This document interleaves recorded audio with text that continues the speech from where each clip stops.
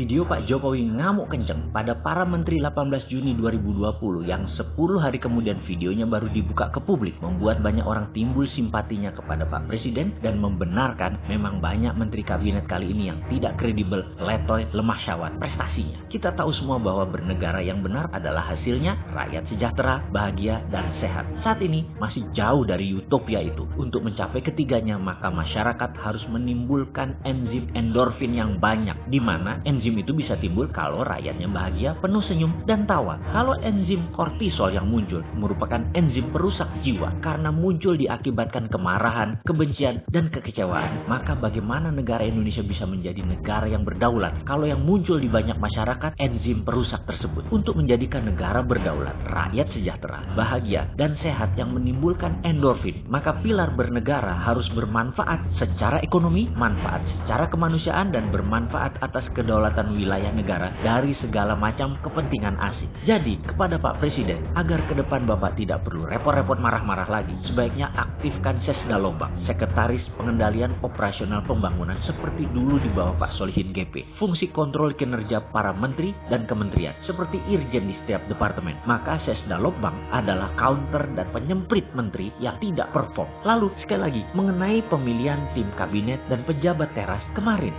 di Oktober 2019, ada sebuah komen yang menarik dari pengamat kebijakan bernegara, negara tetangga yang pernah berkomunikasi dengan saya di awal pelantikan kabinet Pak Jokowi Jilid 2 ini, yang menunjuk menteri banyak dari kalangan silver spoon dan golden platter. Mereka anak orang kaya ataupun orang kaya yang hidupnya penuh nikmat, makan di piring emas dan di sendok perak. Tidak salah memilih mereka, namun kekayaan sering melenakan kesejatian rasa. Sementara manusia sejati itu harus punya sadar rasa terhadap orang yang sering susah, berat perjuangan hidupnya, paham apa itu arti lapar, berat menanggung hutang, susahnya mencari sesuap nasi yang halal. Apakah semua pejabat punya rasa itu? Berat kalau hilang rasa lapar, gelisah, susah dari diri seseorang untuk mengerti sense of crisis. Kalau kita ambil filosofi manusia secara budaya Jawa, ada kata sejatine sukmo sejati iku sejatine rasa. Dasar ruh manusia yang sempurna itu ketika kita mengenal sukma sejati, yaitu rasa.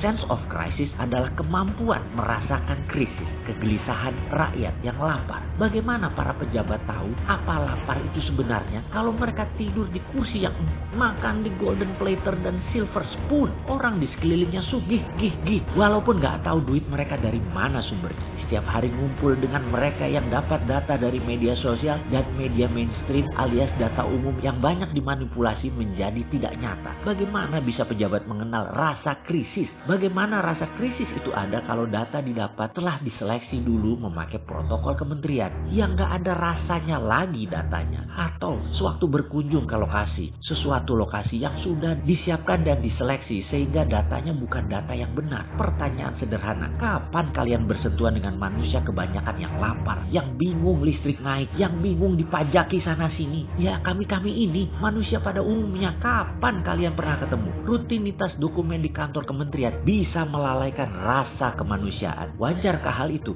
Sangat wajar. Namun kalau kita sebagai pejabat mengenal apa itu arti perjuangan hidup, apa itu artinya beratnya mencari makan setiap hari, maka self defense Anda akan muncul ide brilian untuk membantu rakyat. Percaya saya, kalau Anda memang punya rasa, maka instrumen ilahi akan bekerja dengan alami membantu Anda. Kalau Anda pejabat tidak bisa mendengar dan merasakan instrumen ilahi tadi, Anda sudah mati rasa. Anda bukan manusia lagi. Anda pasti bisa menjadi buas, menjadi bengis karena hilang rasa kemanusiaannya. Maka pasti self defense-nya bukan solusi yang didapat, tetapi menyalahkan selain dirinya alias yang salah di luar dirinya. Itulah manusia kalau sudah hilang rasa. Manusia sudah mulai panik. Sungguh, manusia sejati memakai rasa. Sekarang yuk kalian merasakan, apakah kehadiran kalian sebagai pejabat teras di kabinet ini sudah membantu kepentingan rakyat banyak? Sudahkah rakyat senang dengan Anda? Kalau belum, adakah program setiap departemen Anda dari tahun ini sampai tahun ke depan,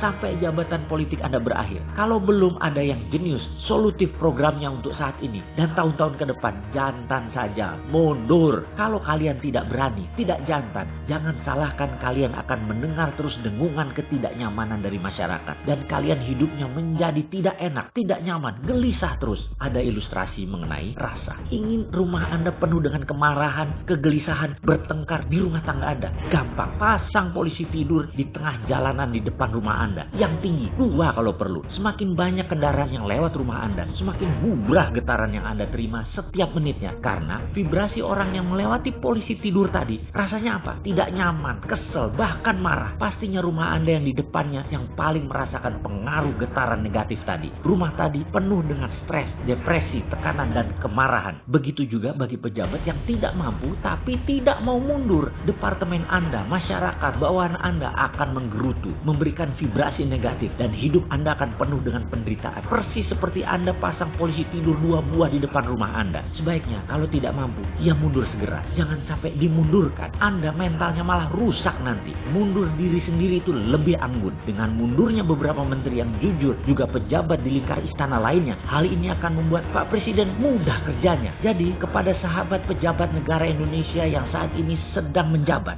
selamat merenung, selamat menemukan sukma sejati dalam diri, selamat menikmati rasa.